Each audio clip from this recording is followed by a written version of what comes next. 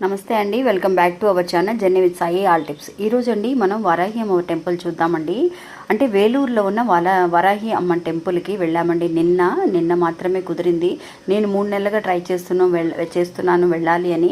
అమ్మ ఆశీర్వాదం లేనిది మనము వెళ్ళలేమన్నది అక్షరాల నిజమండి.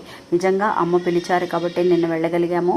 ఇది అండి మనకి వేలూరులో పల్లికొండ వరాహి అమ్మ టెంపుల్ అని మీరు గూగుల్లో సెర్చ్ చేసినా కూడా వస్తుంది. చాలా అంటే చాలా విశేషమైన టెంపుల్ అండి. ఎలాంటి కష్టం ఉన్నా కూడా ఈ గుడికి వెళ్ళి మొక్కుకుంటే కనుక ఖచ్చితంగా తీరిపోతుందండి. ఆరోగ్య సమస్యలు ఏమున్నా సరే మనకి ఇంకా కూడా ఇంట్లో ఎవరైనా పెళ్ళిళ్ళు అవ్వలేదు, సంతానం లేదు అని అనుకున్న వాళ్ళందరూ కూడా వెళ్ళి మొక్కుకోవచ్చు అనమాట. మనకి అక్కడ ఒక 8 పసుపు కొమ్ములు ఇస్తున్నారు. ఒక చిన్న డబ్బాలాగా అమ్ముతున్నారు, ప్లాస్టిక్ డబ్బాలు.